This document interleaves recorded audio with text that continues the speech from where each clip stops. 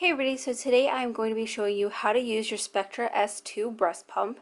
First, I'm going to go over the different parts of the breast pump, how to assemble them, and then how to go about the general settings. First things first, obviously, this is the pump itself. It has the motor, the buttons, and then at the front of it, it does have the ability to be a single or double pump, and back here, it does have a little open spot for a bottle or whatever you want to put back there. Your pump will also come with two hoses that you will place at the front of your pump in the tubing port to make it either a single or double pump. Attached to your tubing, you will assemble your backflow protector. It comes into three parts. It'll come something like this, and basically all you want to do is you want to take this white membrane part, you want to push it and make sure that it's securely and nicely attached to the smaller part, and then you place that inside of the larger one. So it looks like this, and we'll come back to this in a moment. It also comes with a flange, a duckbill valve, and a bottle. The nice thing about the Spectra flange is they're all one piece, so there's really nothing else to this other than obviously the flange itself. And then the duckbill valve attaches down here, and that's what this looks like. And then you just stick it right back on. You want to make sure that's pushed up nice and tight, but that's how your flange will look. And like I said, it does come with bottles, and there's also two lids for them, and then you just screw them on. So there's that part. And lastly, it does come with a wall adapter that I do have plugged into the wall right now, and that leads me into assembling and how to work the settings of your pump. So first I'm going to go ahead and set this up as a single pump, and then I will just show you how to go from there to make it a double pump for those who may only need to single pump. Single pumping is what I do right now, and as you can see, it does have this little plastic piece to cover a tubing port if you need to make it a single. So you would place it right there, leaving one of the tubing ports open.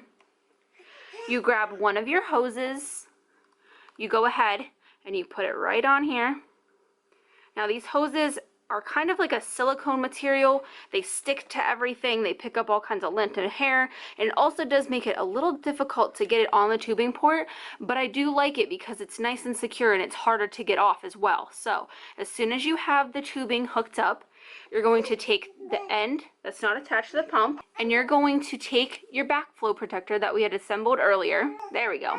And you're going to want to put the tubing on this side of the backflow protector. Just like that.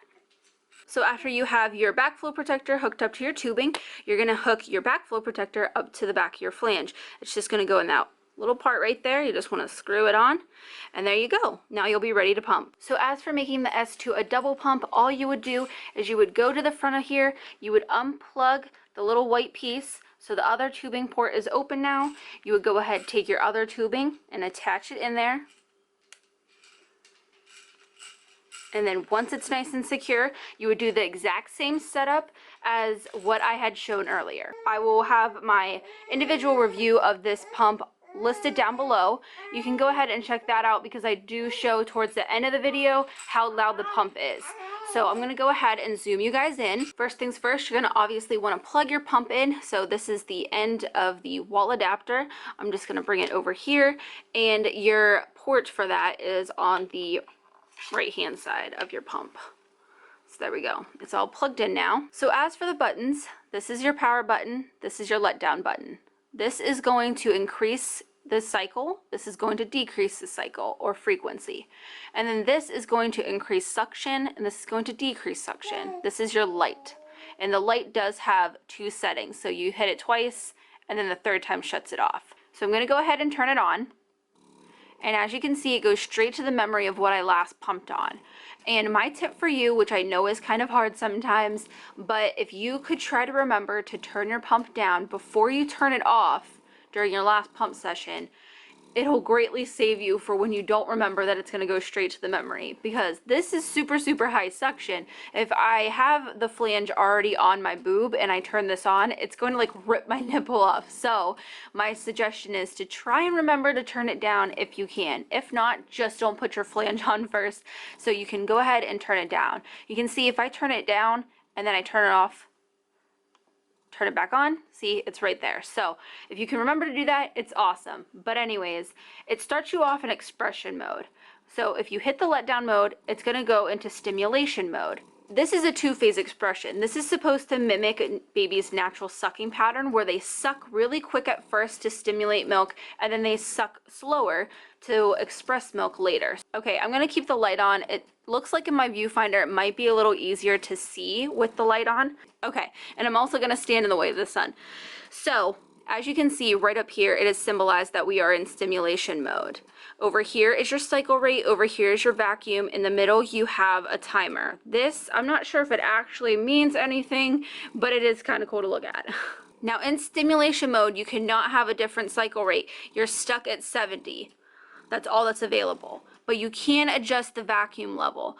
I work my way up to this LO5.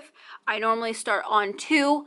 You can go all the way down to LO1, but that's a little too soft for me. I really don't get any stimulation whatsoever out of that.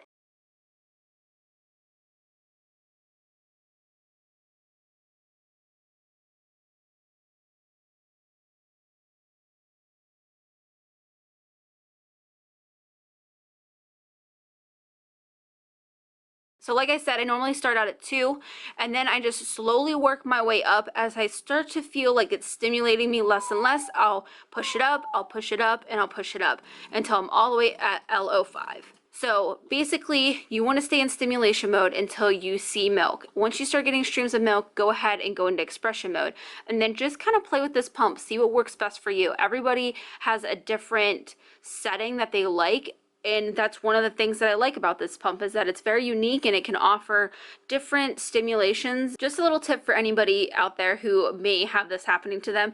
I was having a little bit of trouble getting a letdown with the Spectra. I found that if I am in stimulation mode the entire time, I actually do a lot better. This means through my whole pumping session, I stay in stimulation mode. And like I said, I slowly work my way up to LO5, and that's where I stay at. This is proven to be better than what I was previously doing, which was the stimulation then expression.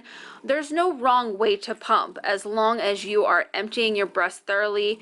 That's all that you're trying to do here. So whatever you need to make that happen, use the pump that way. I honestly think that it's just because I need a higher cycle rate to constantly get letdowns and to constantly have milk being expressed. I don't know, that's just something that I've personally noticed about myself. As you can see, the highest that expression mode goes is 54. That is kind of a gap between the 70s, so I stay in stimulation mode the entire time and it works very well for me. I also wanted to show you before I go what the backflow protector looks like when it is in expression mode and it's working pretty good, because I was always curious to see if mine looks normal, and that's what it should look like, what it's doing.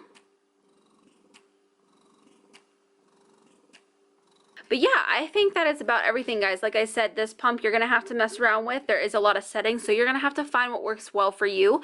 But that is everything that I have for this video. I hope you enjoyed the video, and as always, thanks for watching.